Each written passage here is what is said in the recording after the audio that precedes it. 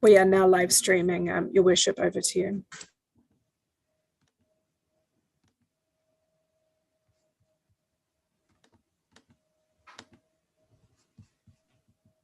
Welcome everybody to the Whakaminenga meeting, 15th of March.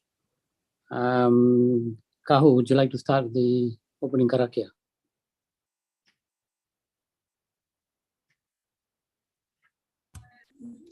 So just double check the mute. Te la tātou ngā mihi o te ata. Huri noa tātou e ko whakawhaiti te noho I runga nui te reo karanga. O tēnei tō tātou nei kaupapa.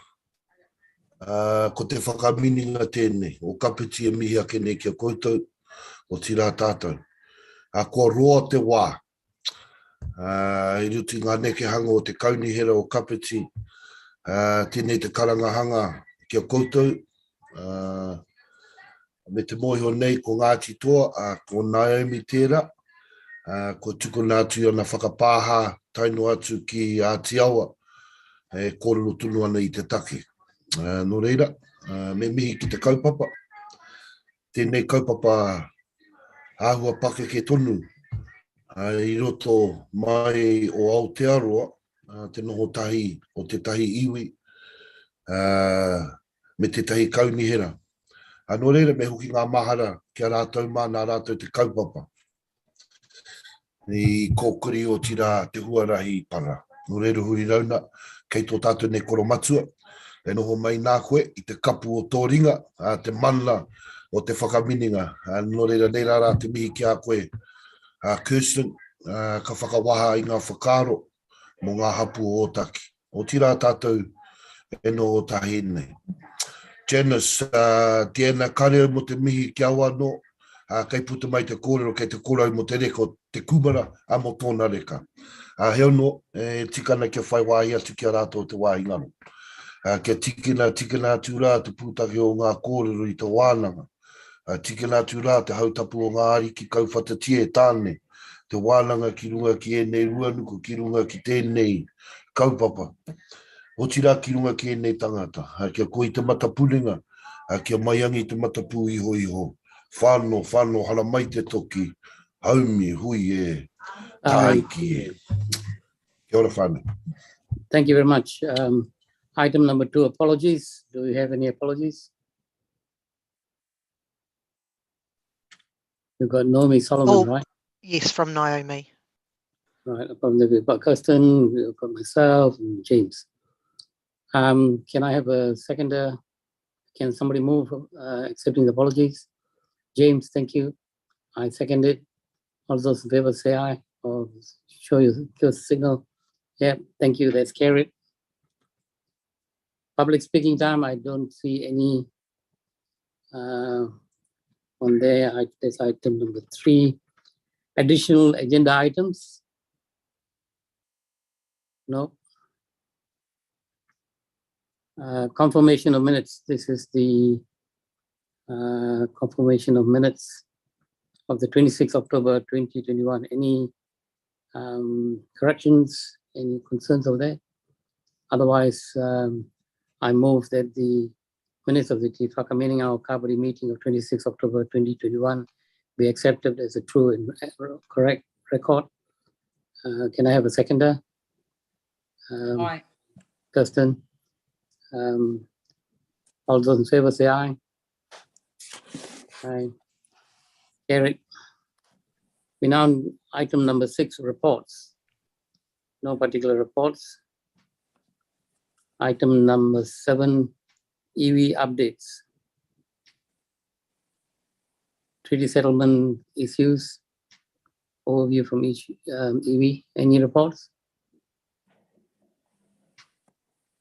No? Yes. One moment. Sorry, I'm just pulling up. Sorry, I'm just jumping between documents.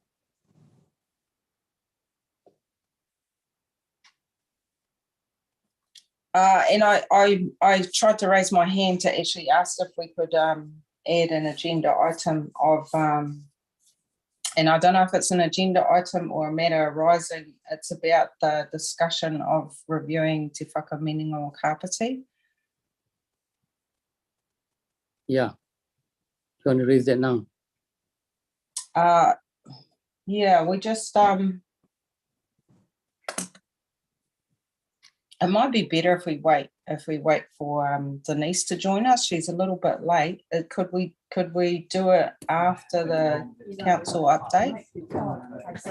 Denise is Yeah, just we joining can. the meeting now. So you want to do it Okay. now? We might be good to give her time to get into the meeting. If Okay, we'll that's do all that. right. We'll do that after the council update, right? Thank you. Right. So we're now looking at council update. Kahu.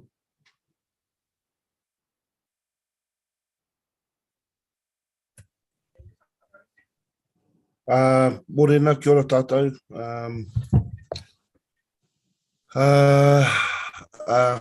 First of all, right, okay, sorry, I'm just... So on the agenda item for some updates there, I think there was 1, 2, 3, 4, 5 updates in terms of Waitangi Day 2022. The Māori Economic Development Grants, the Marae Grants, the Iwi Capacity Funding, grants, I suppose, in the Maramataka. So I'll just talk to it and take questions as we go along, maybe. Yep. Maybe just speak to each kaupapa. Might be an idea, Okay. Kahu, that when you finish each item, like say the Waitangi Day 2022, then at the end of that, you open it up for questions. Kapua. Yes, so those of us that were around Kāpiti Coast for Waitangi Day this year, so that marked 182 years, pretty significant for our little Kāpiti Coast here. And of course, when I say that, I mean in terms of the signing of the treaty over here on the islands at various places. So, and due to COVID, last couple of years, we've got a little bit of flack in terms of having it online and virtual, etc. But I think we're sort of hitting the mark. It seemed to have had a good positive result. I think there were 4,000 shares for our council Facebook, which seemed pretty good for me for the Waitangi. I don't think we've ever had that sort of input, and we know that it was shared 58 times. And the Ngāti Toa Facebook page should have shared it, which is quite a big page. It has a huge showing there and support. So that was the focus this year, was on Ngāti Toa rangatira and the significance in terms of privileging their local kōrero and history in terms of the treaty. So yeah, that was the Waitangi Day. And basically I'll just sort of have a kōrero, and do you want to add in, and then after that we'll just open up if you feel like you want to, or add on stuff. Kapai? Tēnā rā tātou, nā mihi nui kia koutou katoa kua huhu mai nei, nā mihi anō kia aku e kahu. So thank you. Yes, so just to reiterate, the Waitangi Day reached via the online platform, which was what we'd agreed to as Te Whakaminenga last year due to COVID, the COVID situation, meant that the video that was produced by Ngāti Toa Rangatira with assistance by council was viewed over 4,000 times via our Facebook and other media, and also shared 58 times. So that was an outstanding reach for an online commemoration of Waitangi Day. We're also continuing to work with Ngāti Toa Rangatira to look at planning, and this will be shared across our 3 iwi of the Confederation, look at planning for more localised commemorations of the May 1840 signings of Te Tiriti o Waitangi into the future. Koira tāku. Thank you. Kia ora. Right. Any questions from anybody?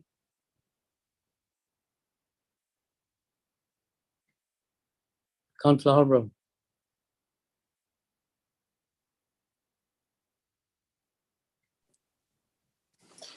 Yeah, it's not a question, but a more a comment. I just wanted to congratulate the team on the video. It was just absolutely fantastic to be able to take part in that, along with Councillor Hanford and the Mayor from Council. And I just thought it was just so professional the way it was done and so kind of meaningful. And I thought it was a wonderful way to commemorate Waitangi Day. So just congratulations to all on that. That's good. Anybody else? Right. Otherwise, Kahu, your next one.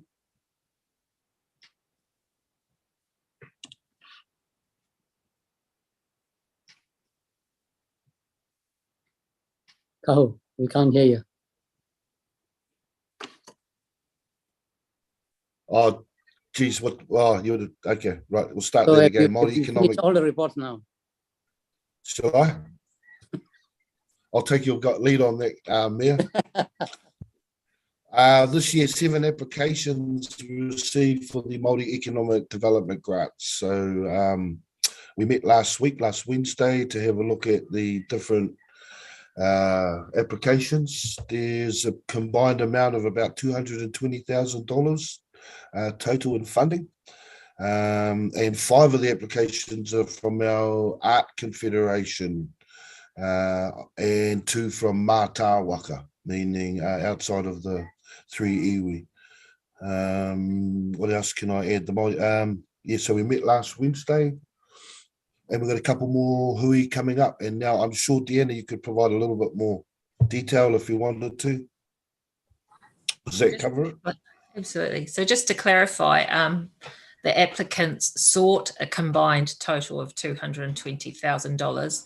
However, the fund itself is $66,000 available for distribution this year. We're hoping to be able to finalise the successful recipients of the fund to be able to report back to the May Te Whakaminenga hui.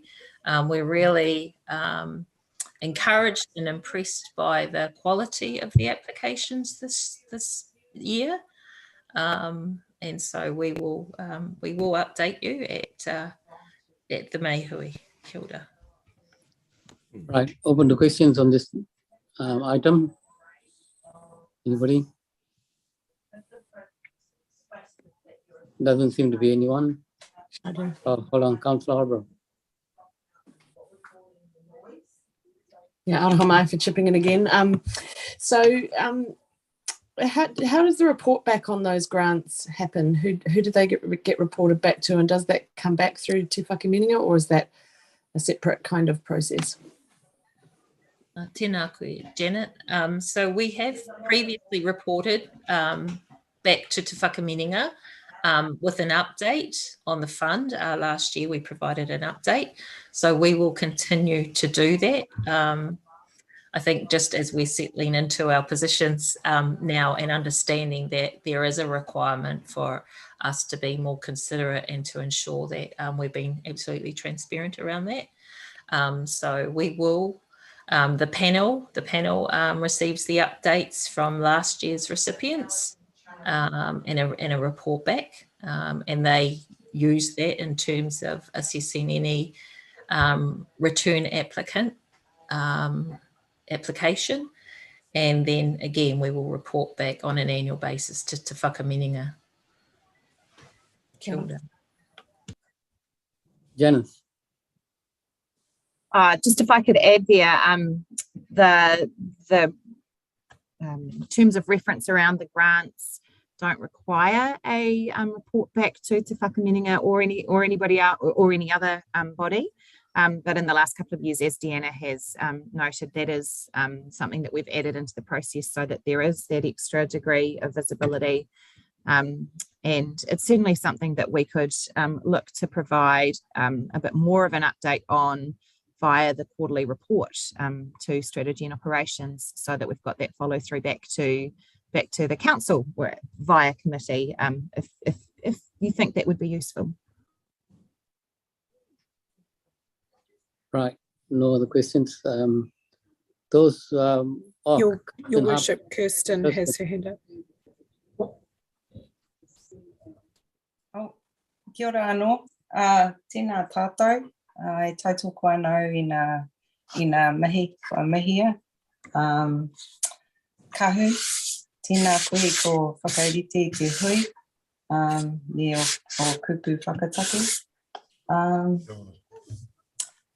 I just want to take a minute to acknowledge the work that's been done, both for the Treaty of Waitangi Day and for the Māori Economic Development Grants, and for the clarification that you've given us about the process.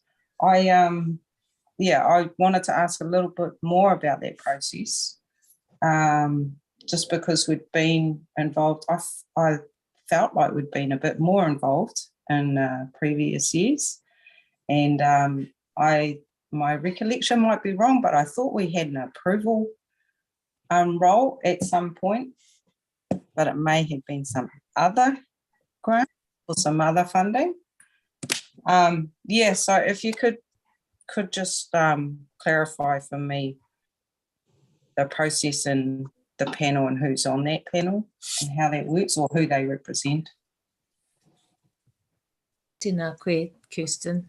So I can answer that question. So last year and every year, we send a paper through to Whakaminenga o Kāpiti, and we did so last year for this year's panel.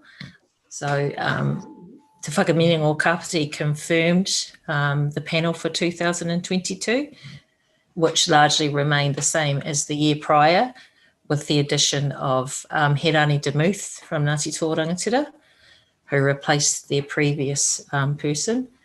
And it was agreed at the Te Whakaminenga hui last year, and I can't recollect which hui it was, that the panel would make the final decisions and report back to Te Whakaminenga o Kāpiti. Kia ora. Ka pai. Thank you. Right, no other questions. Kahu. Kia ora anō tātou. So moving on to the Marae Grants. So currently we're still working with Ngāti Huia ki Katihuku to develop their application, the 2021 and 22 fund. So and I think, Dee, do you want to maybe clarify this one, and I'll jump into the Iwi Capacity Grants straight after, because Dee actually went to the Marae Committee hui, which is and got a bit more of an update. So kia ora. Okay. Tēnā koe. So we're working with Ngāti Huia ki Katiuku. So last year at Te Whakaminenga reaffirmed the distribution of the fund for the next 4 years, and it would follow a cyclical format, which has been the previous process, and which means that Ngāti Huia ki Katihuku will be the marae that has an opportunity to receive the funding for 21-22, providing that they provide an application to let us know what their funding needs are in terms of marae maintenance and development. So I'm currently working with the Marae Committee. As Kahu said, I attended their last month meeting, and I will be working with them through to the point that they can provide us with an application for us to consider. We also have spoken to them about their reporting back requirements from the last round. So they're going to give us an update with that situation, because there were some funds that they hadn't utilised because one of the kaupapa that they sought the funding for has taken a lot longer than they anticipated to proceed with. So I've said, as long as you're keeping us updated with that particular take, we can have a degree of comfort that the funds are going to be utilised appropriately. Kia ora. Oh, any other question? Any particular questions on this one? Doesn't seem to be, Diana. So Kahu, back to you. Kia ora anō. Kia ora tēnā, kei te runga I tō reo, kei te whango haere tō reo, tō korokoro. So waihoa ki ngā kaupapa māku. I was just saying, anyway, Iwi Capacity Grants. The last little while, this is going to be the shortest kaupapa. I've actually got nothing written here. So as an update with the Iwi Capacity Grants, you all know that there's been a sort of major increase in terms of our LTP. And so we're in the process of rolling that out. We understand and we know it's a little bit sort of getting a bit late, but there are things that we can't sort of quite control at the moment, but it looks very positive. So in terms of getting those Iwi Capacity Grants out, we're very, very close. No questions? Great. Let's move on then. Thank you very much. No, No, sure there's it. No, doesn't seem to be any questions. Cool. Maramataka. Yeah, so this is quite a it's a bit of a new thing. There's a new approach this year. We're looking at taking a fresh approach to the production of the Maramataka this year. So because of the COVID-19 situation, Iwi approaches to the response to include a rongoa Māori perspective within the Maramataka. So we're pretty excited to see what that might look like. Obviously exposing, privileging local kōrero about rongoa, and I'm pretty sure that's got a lot to do with the Maramataka Māori or the Māori lunar calendar. So pretty lucky that the focus is sort of heading towards assimilating a bit of that local Māori knowledge, tikanga and customs and stuff. So I sort of make note too that there's a big launch of the Matariki and the Māori lunar calendar coming up in June as well. So it's probably time that we start disseminating some of this information out to our communities. That would be more proactive than being reactive anyway, in my way of thinking. Getting the kōrero out there. If I could just add to Kahu, the difference in the approach is that this is going to be an art approach. So our art rongoa collective, who are the practitioners across our 3 iwi, will work together collaboratively to produce the Maramataka. So that's the point of difference in that our 3 iwi are going to work collaboratively with the production of the Maramataka this year. So that's going to be a really exciting development. And given that rongoa Māori is part of our overall iwi response to dealing with the COVID situation, it's very timely that we share this information out through the Maramataka. Tēnā koutou. Really good. Exciting indeed. Any questions on this one? Doesn't seem to be. Can we go on to the item earlier on, the updates? Your Worship, Councillor Holborough has her hand up. Councillor Holborough. I'm aware I'm not actually a member of this committee. I'm not sure if I'm meant to be speaking at all, but I'm well kōrero anyway. It's really exciting that we're moving on in this way, and I think it sounds absolutely fantastic, and it is our way, one of the major ways that we commemorate Matariki too, so that's so important in our community.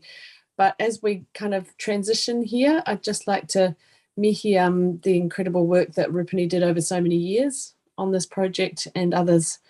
So just as we move forward, just acknowledging what's happened in the past as well. Very good.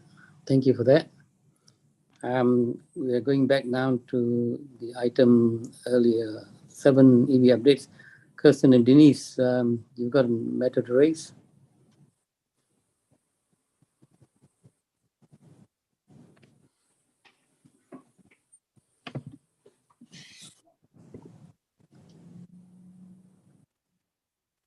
Kia ora. Yes, thank you. So I'll just say a little comment about the iwi capacity funding. We are ready and keen to have that discussion to progress our portion of that, within the next month. So we'll make a time with you separately, Kahu and Deanna. So probably the biggest thing that we'd like to update you about is the work that's been going on around the district plan and the urban growth. And that's going to lead me into the review of the partnership.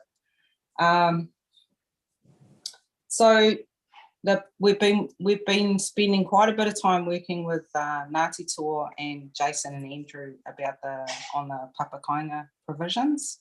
So we'd provided some initial draft rules. They were quite detailed, very much in line with the Porirua district ones. And then the team at Ngāti Toa did a scan of the Papakainga provisions all around the country and pulled out the ones that they thought would be suitable for us. We had a few meetings and talked through the approach, and we're pretty happy with it. Jason and Andrew have been helpful in the discussions. We got to a point though where we'd done quite a lot of work on it and agreed with it, and then Andrew's made quite a lot of revisions to it and then sent it back, and they've taken quite a different direction. So we're going to be meeting about that and going over it later this week. So I just want to signal to you that we think it started well. We're not sure where it's going at the moment. So it's a bit of a critical point, and we'll be doing our best to look at provisions that are going to be really helpful to our people that are wanting to build Papakainga. And we feel like we're trying to be quite progressive, take a very Māori approach to it, and it feels like we're just getting turned back around to, oh, this is how the rules need to work. And there's the big trying to be progressive and the sticking with the way that you know of working. So that's the point that we're at. So I just wanted to share that with you. We're hopeful. We think that Jason and Andrew are wanting to be helpful, and we might have some little hurdles to try and jump over together. Now, alongside that work is the sites of significance and the wāhi tapu. We've also had a bit of, so we've got quite an extensive list of areas that we regard as wāhi tapu, or sites of significance, outstanding landscapes, a range of those things. But we've got concern from the people from the experts really, who know these places and how they came to be wāhi tapu. They've got very, very serious concerns about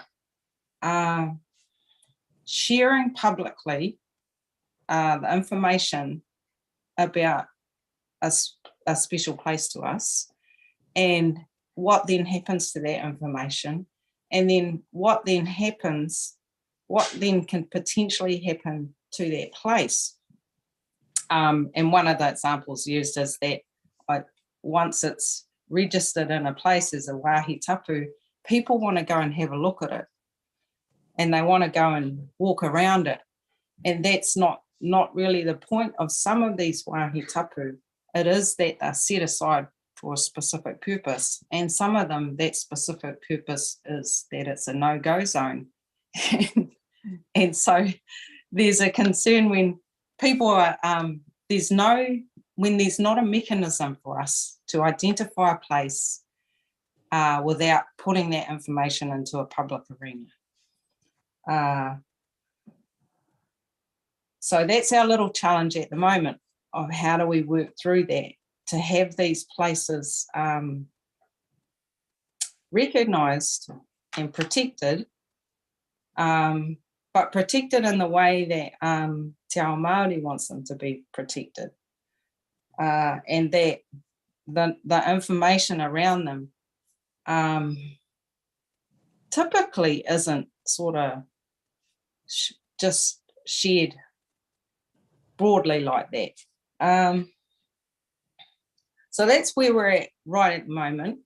And what sort of is pushing that along is the need to let Jason know of these places this week, to indicate the places, and then to get into the fuller sort of extent of the work, which typically involves writing a massive amount of information about the place. So we have a range. There's some that the council and Te Whakaminenga o Kāpiti commissioned some research into some places maybe 10 years ago. And there are a few sites where a substantial amount of the research was completed for those, and those ones are able to be shared. And so we expect to give those to Jason in the next few weeks and then work through the rest of the detail. Now, the whole other list of them, we're needing to have some wānanga and sort out how we think we can do this. And because the district plan intensification changes are coming at us really quickly, this wāhi tapu work becomes even more important, because we could potentially have a large area north of Waitangi become an urban area a lot sooner than we might have expected. And within that area are some sites of significance. And if they're not identified now and noted as wāhi tapu, then they could potentially just be built on without any notification, without any resource consent. So that's our little dilemma at the moment. And we want to share this with you because we want to find ways for us to work together in that. Then we come to the other sort of more major one is those intensification plans, specifically the NDRS coming into Otaki. And I won't go into the full explanation about that. I think the point to note for us is that there is a bit of a sense at the moment that for Ngā Hapu o Otaki, we've signalled concerns about the NDRS being enabled across the Otaki area. And we've had discussions with some of the staff from council and at some council meetings. But it feels like those concerns have been heard, and then the council is carrying on with this work. And we want to explore and better understand how these things work when we're in this sort of MOU and partnership relationship. When one of the partners to the arrangement has concerns about a body of work and how we then work through that. And one of the things really is for us to be able to take the time to talk with each other about these things and work through them and understand where we're all coming from and how these things can affect us all.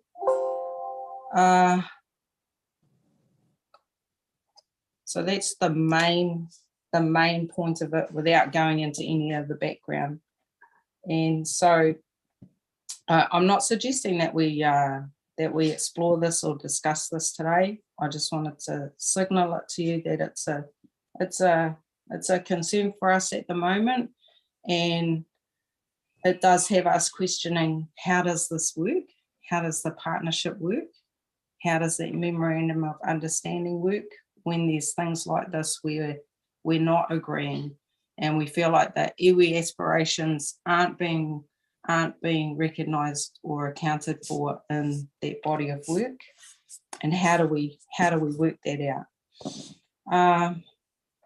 And yeah, for us, the first step for us would be to signal that and to say that we would like to make some time and space to be discussing that. And that would lead us into the reviewing the partnership, I think, because that's been on the agenda of this group for a number of meetings leading up to this one. And we haven't, I don't feel like we've taken that time out separately to do that review. Denise, would you like to add to that, or is there anything I've missed out? Tēnā koe Kirsten, tēnā tātou, tēnā koe kahu, nau tō tātou nei huhungi whakarite i te ata nei, hey. Worship the me guru koutou ngā me mo te kaurihira, tēnā koutou. I think Kirsten's covered it really well. Probably just yesterday we had actually, and as late as last night, about 11 o'clock was the last email. But we've had our historians, you know who our historians are here in Otaki. Two of them previous members of Te Whakaminenga or Kāpiti, and both played integral roles to where we are today, getting us to where we are today. So yeah, the comment about the waihi taka is a real one. Sometimes they need to be left where they are, but acknowledged by our people and others that it's what we would call a no-go zone, and if you do go there, you treat it with respect and with care. And as late as 11 o'clock, I think 11:02 last night, I just went back and checked my email, had an email because some of our elders are aghast about the development happening on the forefront at Te Horo Beach and all along Te Rauparaha's track, as they recall it, as young children living at Kāpiti Marae. And the concerns they have with that they didn't see that there were any locals there being kaitiaki to make sure that that place was being treated with the respected rights.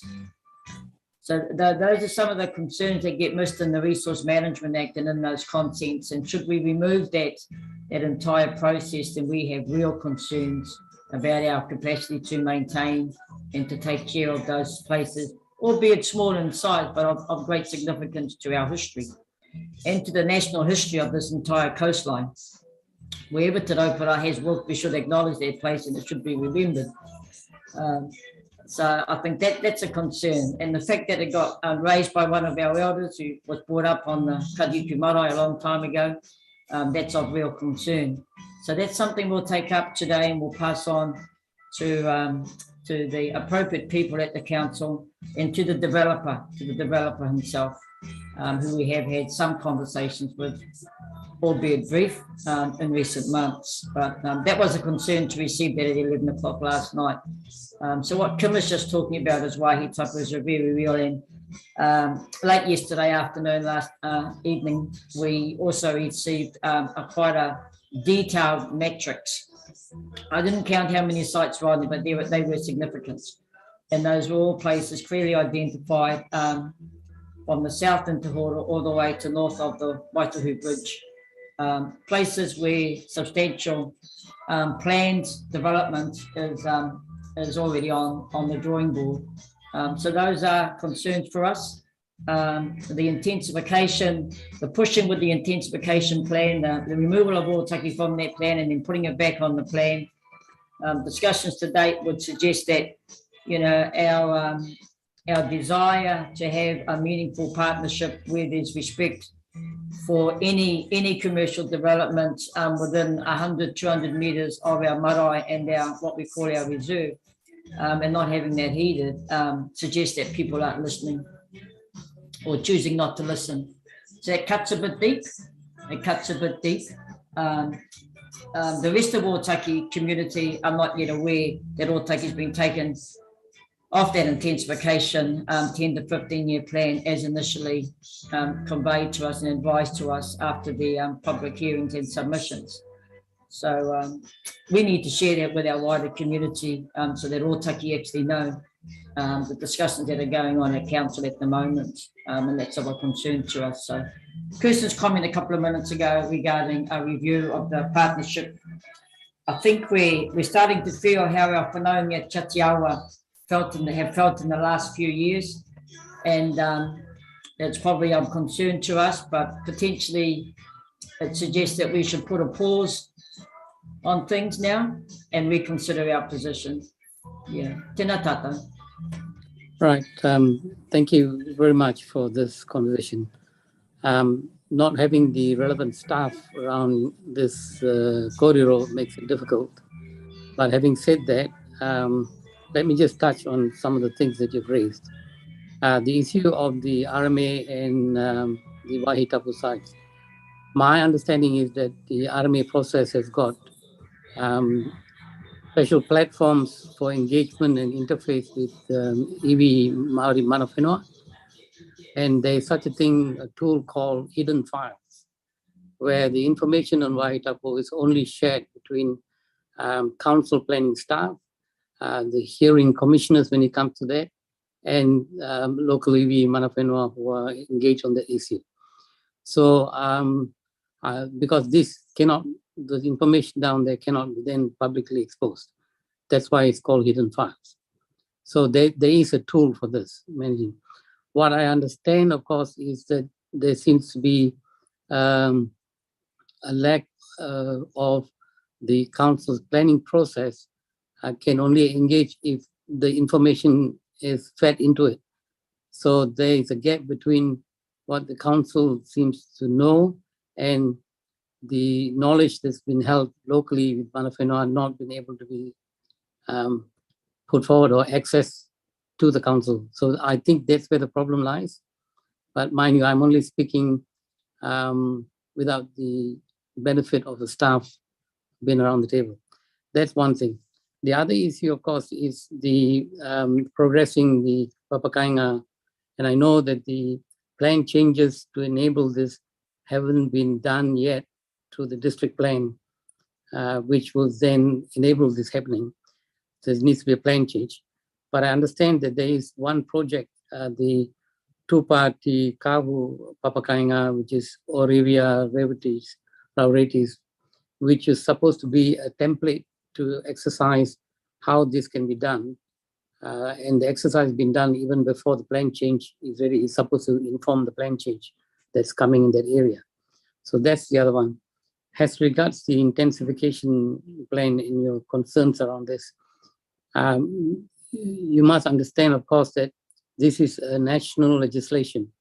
And I have explained this before in the sense that when you have both the Labour government and the National Party standing on the same platform to declare this new plan for intensification, you can see how desperate they are in terms of trying to solve the massive housing problem.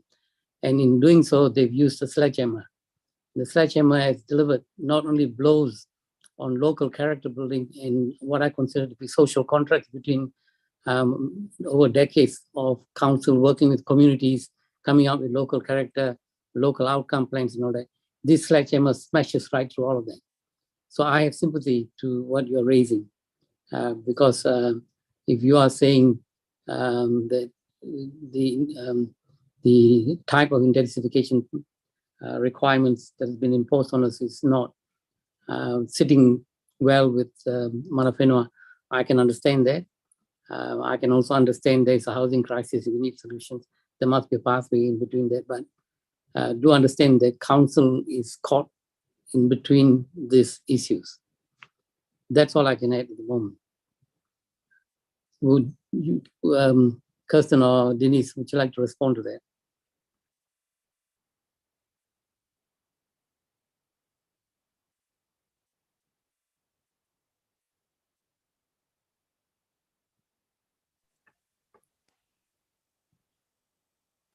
Thank you for that response, Mayor Guru.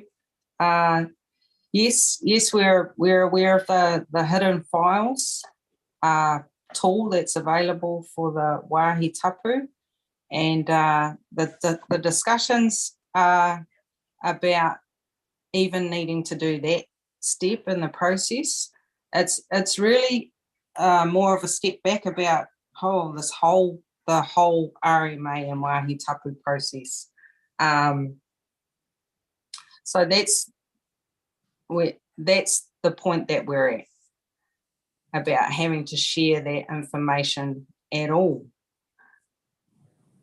When mana whenua are wanting to look after places and care for your areas, our areas, the need to go into quite detailed information and share them with, although limited, with these organisations. So it is a very different approach. I would say it's coming in the midst of working through Treaty of Waitangi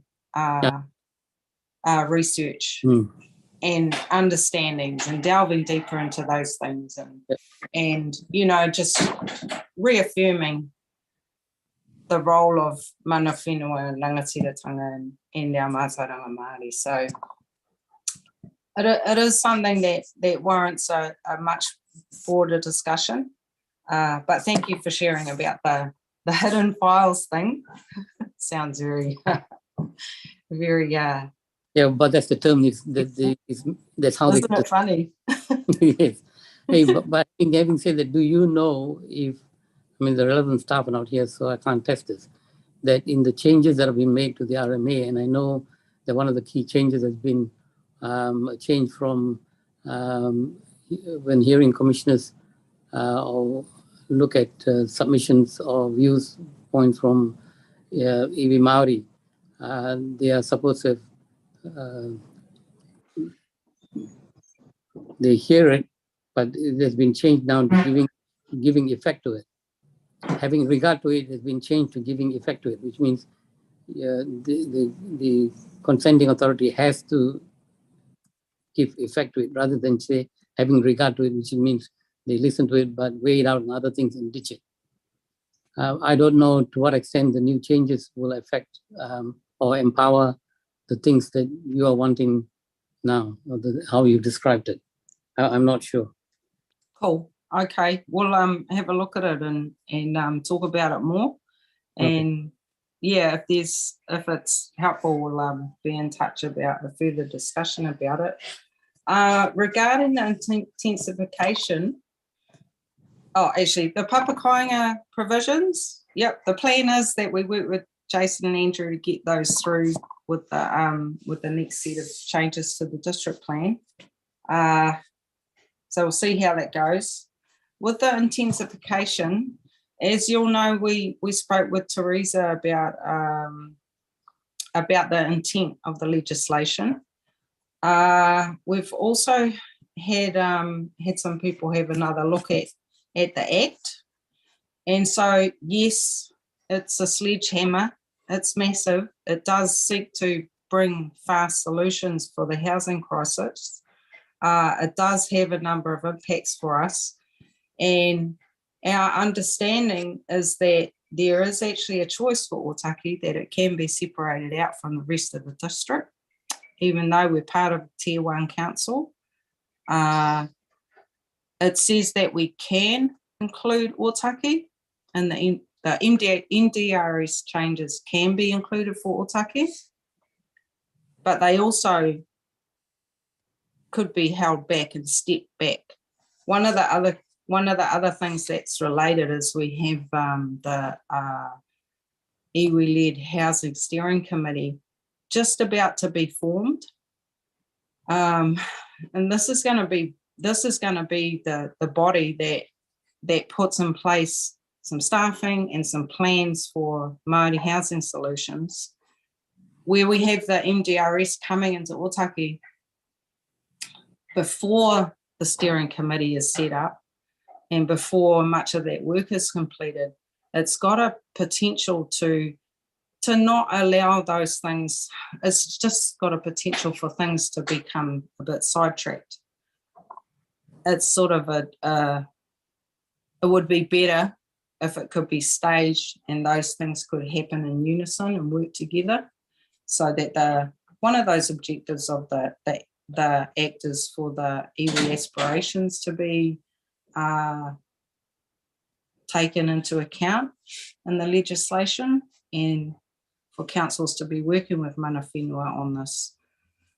So we do feel like there are some grounds for us to take another look at it and consider a staged approach for Ōsaki. Right. I think I must mention, if Teresa and Moby had given you the impression that local authorities have got great say in shaping this area, he is mistaken.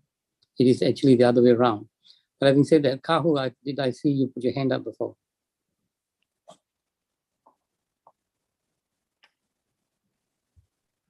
Kia ora. Yeah, no, just, actually, you had answered a couple of my replies there in terms of there needs to be some more work put around information sharing in terms of those wāhi tapu. And I'm conscious that Councillor Coots had his hand up a little bit before me, so I don't know my whanaunga. But hei whakautu pe I te kōrero. Denise kōrero ko Christian, ko taua māharahara, koina te māharahara o te katoa. Kia kōrero tia tētahi kaupapa, ka tai ake ki tētahi wāhi, e āhua tau tohe tau patu ana ngā taha e rua. No reire tikana kia hoki tātou ki te hononga a iwi me te kaunihera, taua MOU, I roti te reo Māori ko te mou tēnā, e here nei a tātou, mou ake, mōku anō, he anō. Ko taua kupu rā, e whai whakaro ana ngā taha e rua. I tēnei wā me he ua te ki atu ki a koutou ai, me pēnei, me pēnā, me pēra. I roto I te nui o ngā mahi.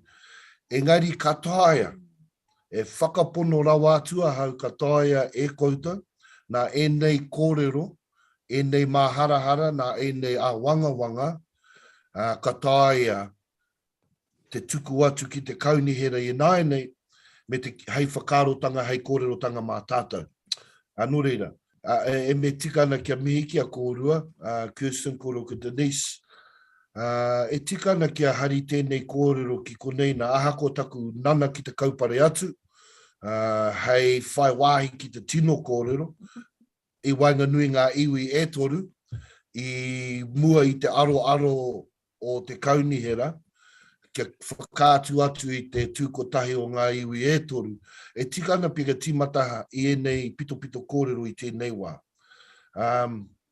Te taha ki te district plan, that's assured, kei te hunuku I ngā ture.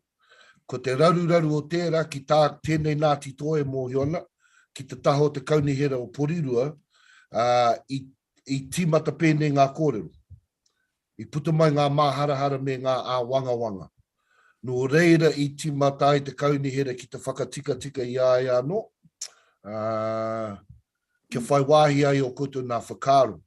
Mo te intensification, kātahi nā te kaupapa ko tērā, mo mātou ngā kaimahi o te kaunihera.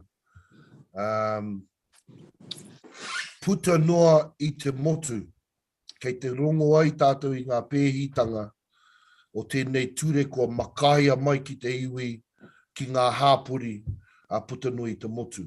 No reira, kia rāpopoto ngia taku kōrero I tēnei wā, ko tākuna ai marire me kōrero tātou. Me kōrero tātou, ka rautu mōhio me he mea katai te whakatere ake te pūnaha, engari kia āta takoto, kei mui I o kōrua nā aro, me pēhea te ahu atu tā te iwi e wawata ai ki tā te iwi e whakaponua.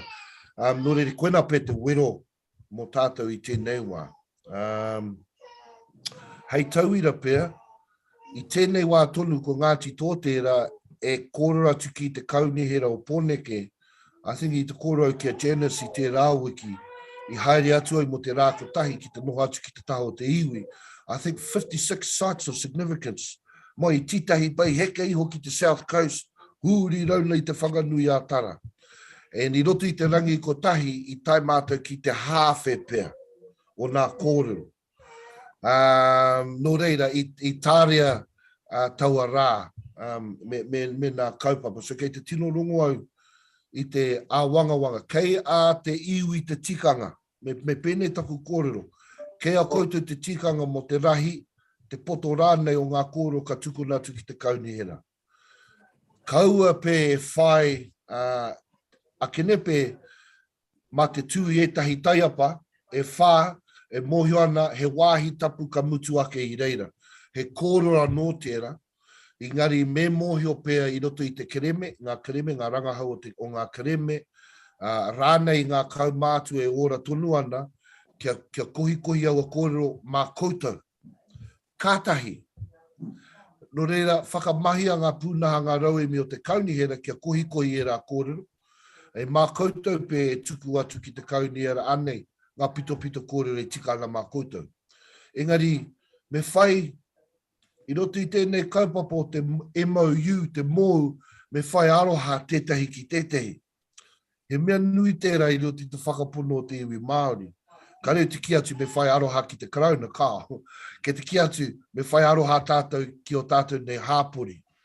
Tātou e noho tahi ana, Pākehā mai, Māori mai, Pasifika mai, awai atu. Hei oranga mō rātou. Hei oranga mō rātou. He anō, he kōra anō tēnā. And I'm really hoping my councillors and fellow colleagues aren't expecting me to translate this kōrero. But in a roundabout sort of way, I just says that what they've stated today is basically the start of the discussion. And it took Ngāti Toa to have that hard word and the discussion in order for them to make district plan changes. I also explained that it is a process. And as much as we want to speed stuff up, I found it was I think we started 7 years ago with our district plan from a spatial plan in Hongaweka, and that went into the rezoning. So I have a little bit of experience, and that was 7 years ago. And then it's got to go through a whole lot of, but we've just come through to the end now. If there's ways of speeding it up, I believe that our CE and our guys, that our staff, if there's a way of doing it, they'll come up with a way of doing it to speed it up. And I believe that because I've had a discussion with various people, and it's just a matter of sitting down to having the kōrero. And in my experience with Ngāti Toa, that's how they rezoned the whole of Takapawahia and the Hongaweka areas. And then I touched on intensification. You might have heard me say the Pākehā word, well, that's just a hailstorm all around the motu. And to support what our mayor has said, we've sort of been pushed into a corner with that one, with a sledgehammer. And it's put the pressure, so it has put pressure on us to have the discussion, if anything. The pressure has made us to actually get to this stage where we're going to need to have the discussion. And I don't know if I have any solutions, Kirsten or Fire Denise, but I think that this is definitely a stepping stone into that wider discussion around the housing and the issues around Te Atiawa. Has put pressure on the Whakaminenga, so I suppose we're going to talk about that in a little while and what the focus of that. But we were wanting to have a refocus, is it? A discussion around the Whakaminenga moving forward. And in recent times, we've been working more directly with iwi, and that absolutely has a great flavour to it. But I think in just coming from discussing with iwi leads, there's a lot of merit in having that art discussion and the kotahitanga ki te tonga discussion in terms of the Whakaminenga and what that might look like in the future. So, yeah, it has put the, well, it's made us, we're going to have to sit down and have a discussion in the spirit of partnership and our hapori and our different communities that we service. as a whole. But definitely our mana whenua have a priority here, as Mayor Guru referred to, that there's now giving more of a pressure to give effect to Te Tiriti o Waitangi through all local government agencies, etc. I haven't got much more to add than that, than Kirsten, then yeah, me kōrero, tātou ke tere ake ai. Just try to see if we can't help speed up the process, or at least give an indication of what the process currently is, or if they can speed it up or not. I know in the case of Porirua, we're still waiting, and it's just around the corner, but it did take a while. So that's all I can add or contribute to that discussion. Kirsten, there were a couple of other, yeah, I think that's... Kirsten, do you want to respond to that before I go to James Coates? Kia ora.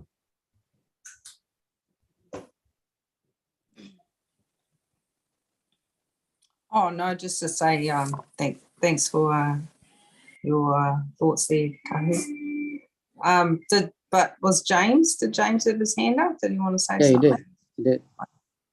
James. Kia ora, Kirsten. I just want to follow up on the Papakainga, the growth strategy, national policy statement around urban development, and the Wahitapu sites, if I may, and appreciate what Kahu has said. Look, I was listening intently, and if what I heard or how I interpreted that was right, I'm concerned.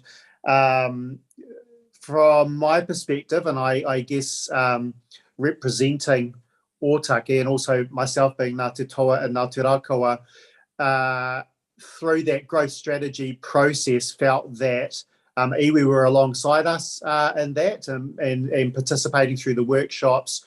Certainly, I think that the council took on board that feedback, and the step change or the deviation was when obviously the government, as Mayor Guru has mentioned, brought in the mandatory upscaling and intensification. So when you made the comment that you felt misled, that you felt let down, is that, and you raised the issue around the MOU and the partnership, is that specifically towards the council in terms of our role, or I guess I'm trying to understand where we could have done better, or whether we need to go back to staff and say, look, Ngā Hapu Ōtaki feel that there was an opportunity for Ōtaki to be left out there. I think that's what I heard you say, because from an elected member's perspective, we're told that isn't a possibility. And I guess a point to you, Mayor Guru, if we've got our local MP sending messages that is the case and that the council haven't done what we could do, I would respectfully suggest that you might need to meet with Teresa as well and ask that question. So I'll maybe just see if Kirsten or Denise want to respond on that particular topic, and then I've just got some comments on the other couple, because certainly from my perspective, I was as disappointed as you all in terms of where that has landed for Ōtaki. Certainly remember through the growth hui, we were talking about 2 stories. I remember Deanna stepping in at one stage when, and we talked specifically about Ōtaki Beach. So, I don't think there was any desire from the council to not land that. And the one thing that did stick in my mind, if I could just finish on this, was that Ngā Hapu aren't opposed to the growth and development, but what is being suggested is not necessarily for your people or for our people. And so we may see a lot of houses being built in Ōtaki and achieving that goal of more housing, but that won't necessarily house more of our people. So obviously there's a bit there for you, your worship, but also before I move on to the other couple, just see whether there are any responses from either Kirsten or Denise, or even potentially staff over where to from here. Denise. Tēnā tātou, tēnā koe James, tēnā koutou, tēnā koe Kahu, me au kupu aki a tātou i tēnei ata. e pai katoa ngā kōrero, e tauire tā koutou o ngā tito kia mātou o ngā hapu o taki, kia kaha mātou te whai i tēnei ara, kia whai hua mawai e mā te hunga whakatupu, i ki maanga whakatupuranga. Hoi tēnā tātou.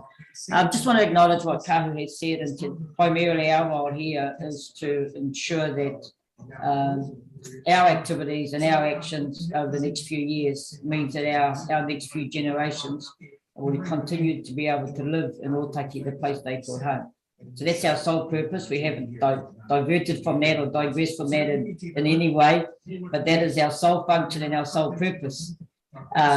And just want to acknowledge that, and probably need to say to all here today, is that the staff we have worked with to date have been absolutely supportive in every way they can. But we hear that they are, for what I would describe, hamstrung by policies and procedures of local government and central government. Now, when we were in the district plan discussions a couple of weeks ago now, one of the comments I made, I think it was at the council meeting, and made where we could see that the district plan and intensification was going to continue to roll out, and we expressed our strong concern about any intensification around the main township area, in particular in any close vicinity to our cultural icons. So that included the Raupa Marae, Rangiatia Church, Te Wānanga Raupa 2 and the area. Now that takes out an entire block from Iti Street all the way up to Raupa Street, to Hadfield Street and to Rauparaha Street. That whole block needs to be left alone, because that's our papakainga. Our people still live there. They live there where our people lived 4 or 5 generations ago. To come in and apply any intensification on some of that land in there, which is industrial, which has already been sold off to developers in Rangatira Street, right in the middle of a hapu papakainga, would just suggest to me that our partner doesn't want to listen. They don't want to listen, they're not interested. So when we see that, we take one step forward in the discussion, and then we come back and we go back 2 steps. And we have urgency in our need for our people here. We need to move as quickly as possible, or we will become the forgotten minority in our home. So when we think about intensification in the main street area, just in the main township, Te Wānanga Raupa is improving and increasing its building and operations on their site. Their traffic flow in and out of there of 100 to 200 people in any day is going to exit onto Te Rauparaha Street. Any intensification around there is going to create a problem with transportation. We currently have trucks and trailers fully laden with waste and growth coming out of development areas at the beach and other areas, driving through town. We can sit in Taringaroa right now and the entire building shakes. It just shakes when those trucks drive through our main street. You literally shake. Everyone thinks it's an earthquake. If they haven't been there before, they'll think it's an earthquake and will say, no, it's just the trucks who don't want to divert themselves and go around Riverbank Road. So, there's a lot of little things that happen in our town that really could be sorted out pretty quickly, that give our people some confidence that we're being heard. We're being heard.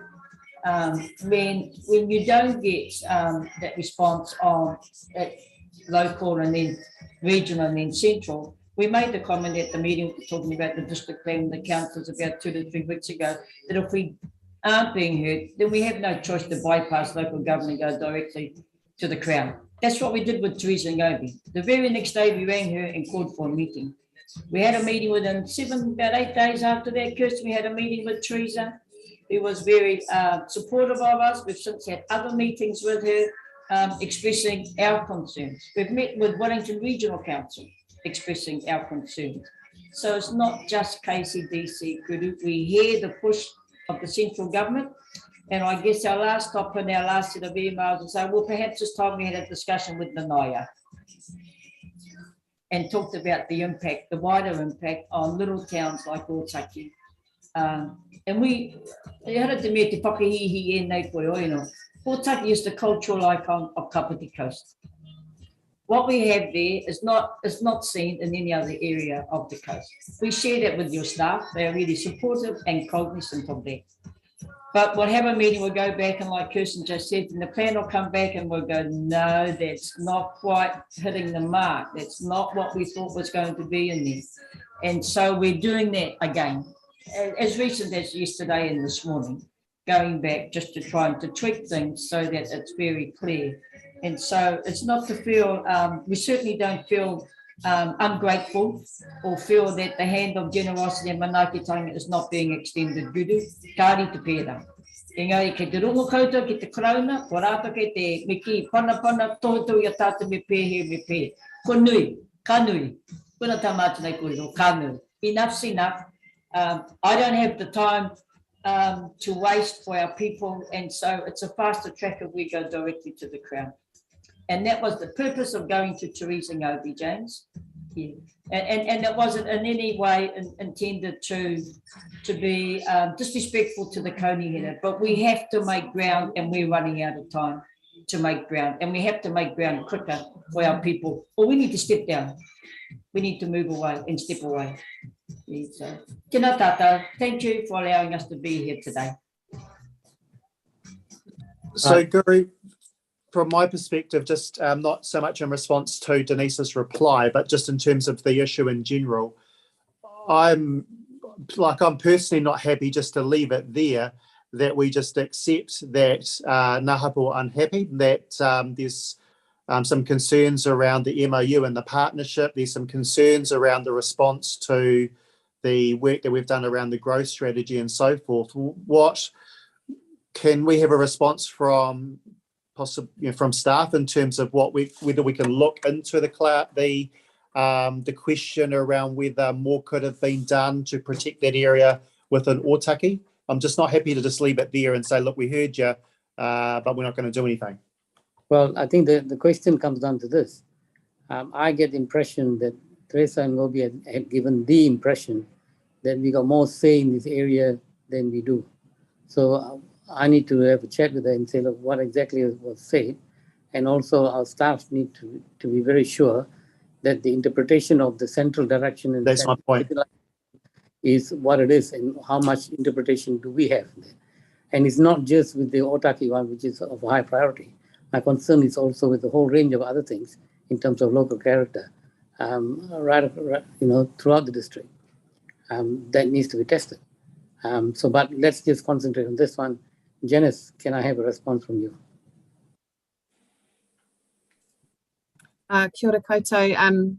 Yes, I think that I've heard a few things here today, and I think maybe we respond to each of those things in slightly different ways.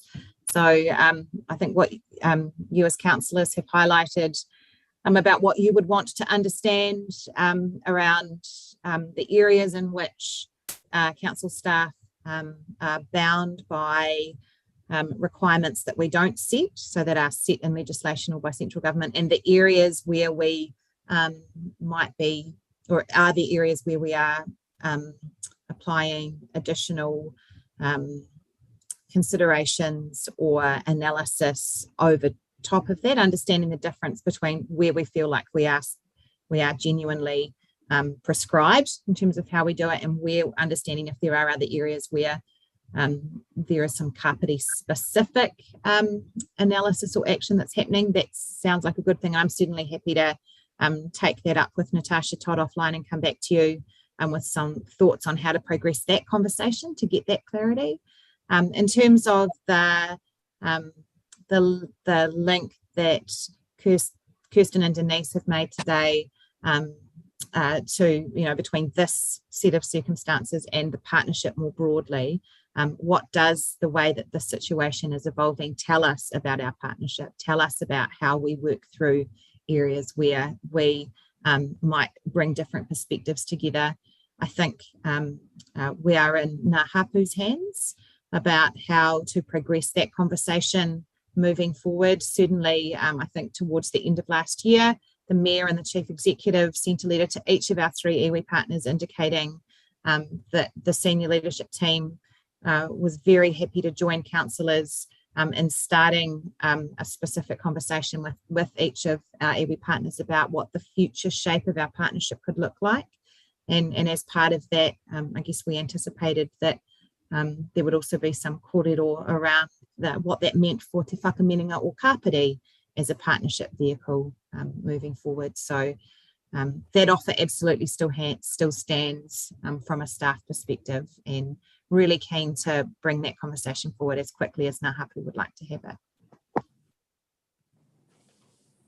Right.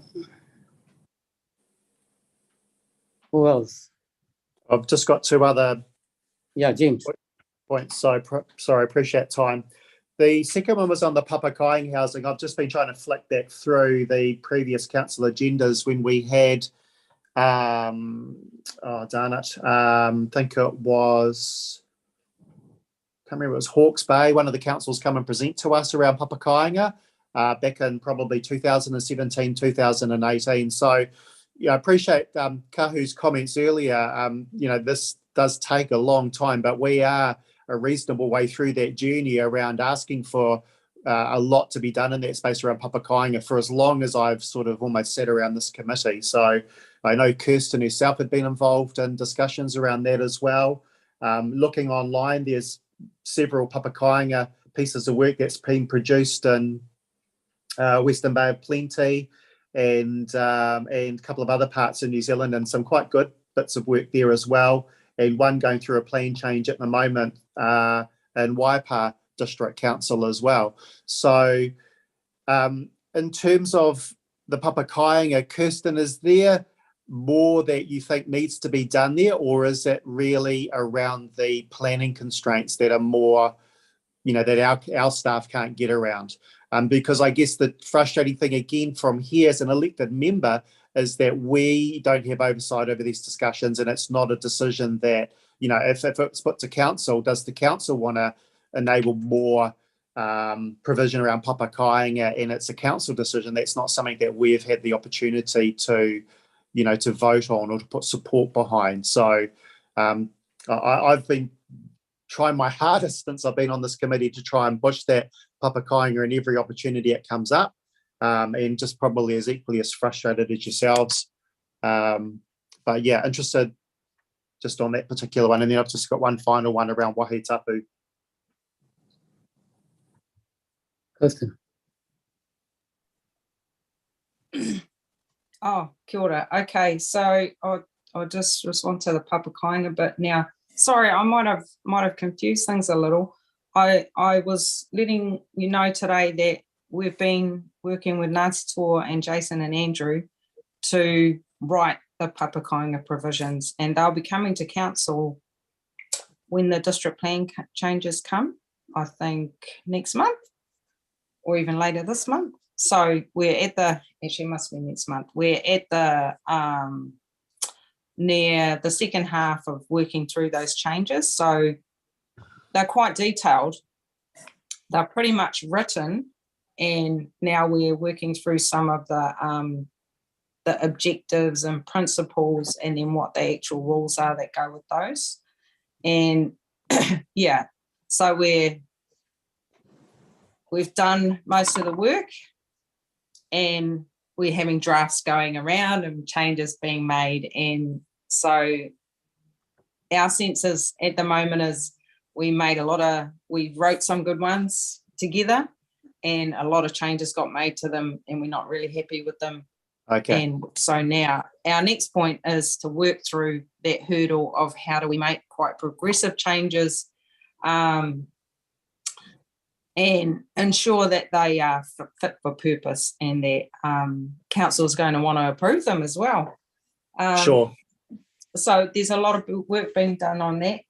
And can I just take a moment to say I didn't mean to raise these things today and then say, and now we're not sure about the MOU and the partnership. That wasn't my intention today for that to say these things have said, oh, we don't know if this is working. I absolutely value the partnership arrangement that we have. I think it's been fantastic, and we've had so much great work done by members of KCDC, and by members of our 3 iwi. And I just see it as a valuable working relationship that we have, and very progressive when it came about, and want to take the time for us to make sure that it's working in the way that we want it to work, that it's fulfilling the potential that's there, and that we are really getting to that true sort of partnership. Now, I say that, but I realise that the way I explained things earlier probably did sound like that. The reason it came up is because, these things have been happening, and we were fully involved in the growth strategy work and have been intently involved in these discussions around the Te Tupu Pai and the district plan changes. And it does feel like, because we don't have, it's potentially because we don't have any sort of voting role, it can feel like we can just have discussions, but that might be all it is. So it is wanting to explore that and understand what it is. Some of it for me. And it also came about because this has been raised a number of times in our Te Whakaminenga or Kāpiti meetings over the last year. And actually for me, I haven't really paid it much attention. I've sort of thought about it and listened to what's been said, that there's been a need to and a desire to review the partnership. And yes, what's been happening with Te Atiawa and those discussions has informed that.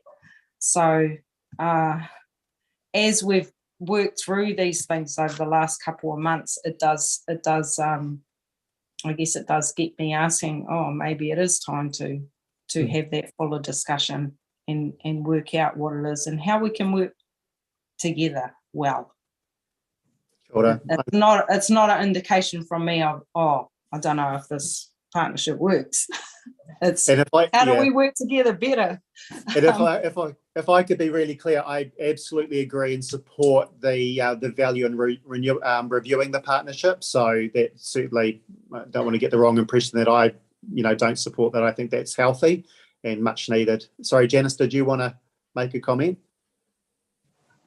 So the last one, just quickly, and I might have got the wrong end of the stick, but around the wahi tapu. So when Ngāhapu formed their submission into the long-term plan, I took the time to meet with Rupini, and I had read it, and there was a couple of areas that I wasn't sure whether I fully interpreted or understood the point within the submission, and so I took the time and met with Rupini and spent some time. One of them was around the wahi tapu, and my understanding was that so then after meeting with Rupini and getting a better understanding of the submission and the different points in there, I raised the question with staff around whether I needed to, on behalf of Ngāhapu and on behalf of, as Ōtaki Ward Councillor, raise and support this through the LTP process, and got the reassurance that had been included and considered in terms of providing adequate resources for iwi to be able to do that work around identifying wahi tapu sites and so forth. So again, might have got the wrong end of the stick, but I just want to, I guess, clarify whether the concern, I'm hearing a little bit more around that. I think, Kirsten, you made the point about not even having to get to the point where you're needing to either consider or raise those points if there is, say, resource consent and that being added. But I guess the question I'm asking is, was the feedback in Ngāhapu's submission taken into account? Is that part of the issue here, or is it a separate issue and I'm sort of misreading it? It might be for Janice, because I think it might have been Janice that I spoke to in terms of the detail of the submission at the time. I can confirm that there was provision made within the LTP, within the district plan budget for those assessments and work with iwi around wahi tapu sites. I think that was your question of me, but if there was more there, let me know. Yeah, no, it was that, just making sure that that hasn't been missed by the team. And is that, does that go, that particular provision, does that go anywhere towards addressing the concerns that Kirsten's raised, or is that sort of linked to but separate?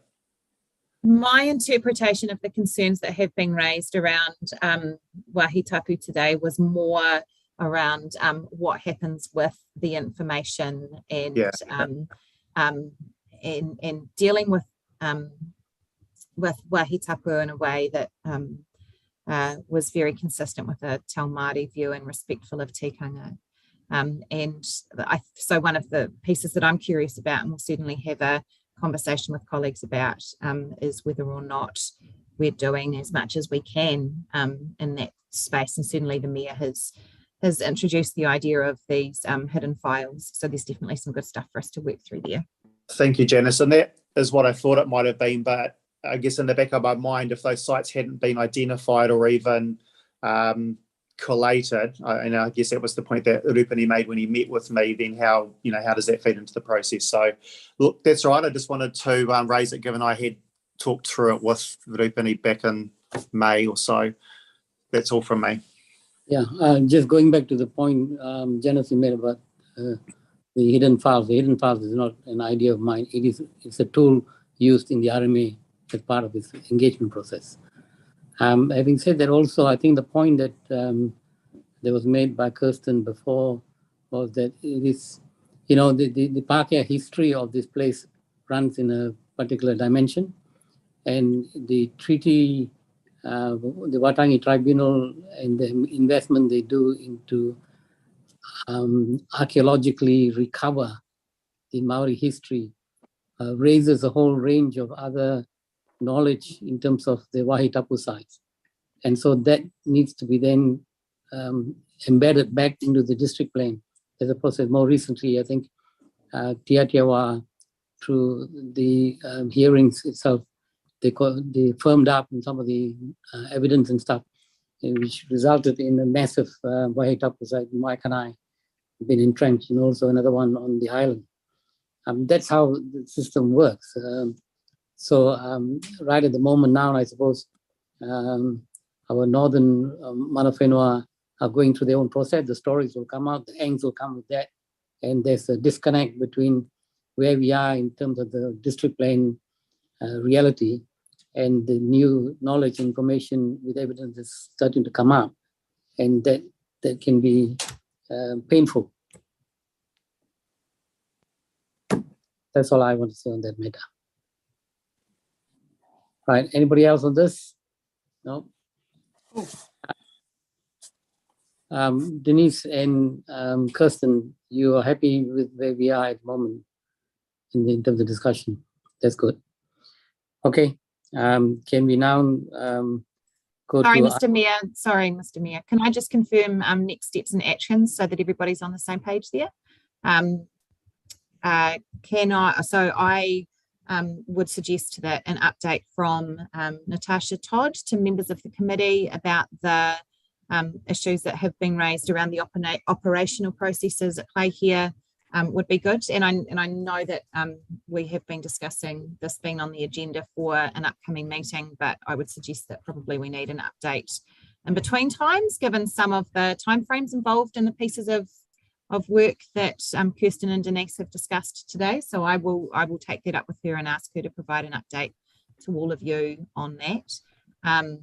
I think Kahu and his team and I can work with Denise and Kirsten and liaise with the Office of the Mayor and the Chief Executive to progress the partnership conversation that I think would be wonderful to get started with in a slightly richer way. If that's appropriate and if that suits Kirsten and Denise. So I would really like to keep that ball moving. And then just one last question from me for Kirsten and Denise. Has Ngā Hapu been approached to have any involvement in the Future for Local Government review process?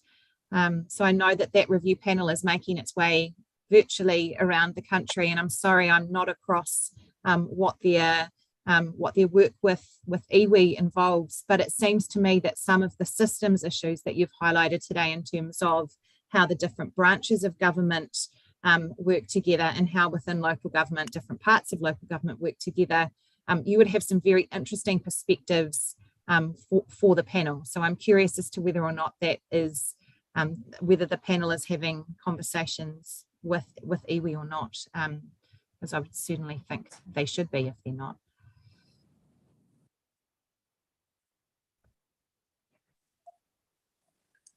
I haven't heard about that, but Denise may have, so she could comment on that.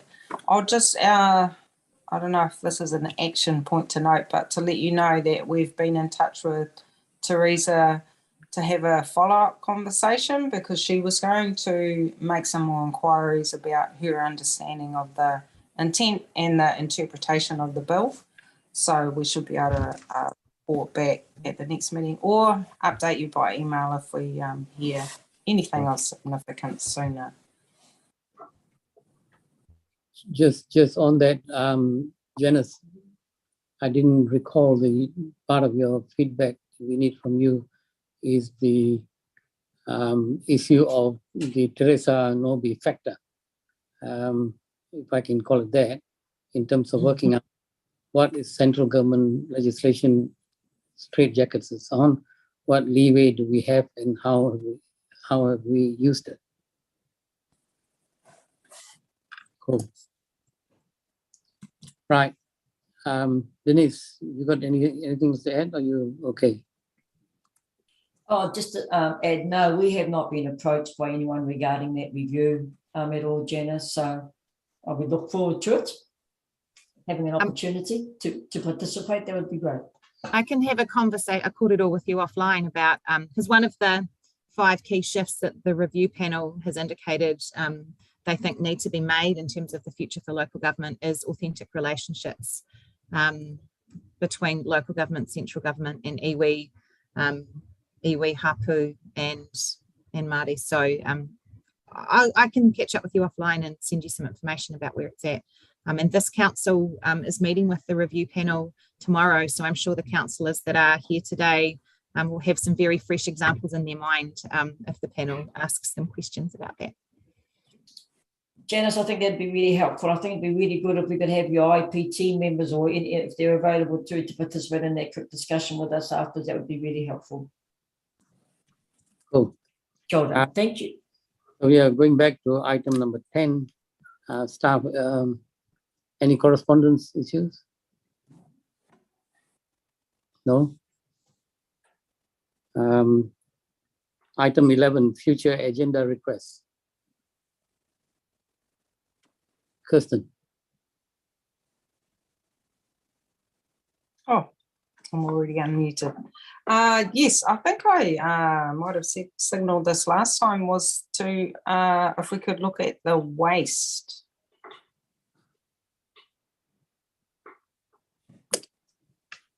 Oh, the waste problem. Yes. Do you want to flesh that out a bit further? Yes, that would probably be helpful. You might want to send an email around to everybody and say, look, you want this. So you got some time to think of putting it together. Okay. That's a good way? Yeah, sounds good. Right. So item number 12, confirmation of public excluded minutes. There's none.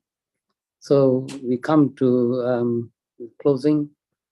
Kahu, you still there? You bunked off for lunch?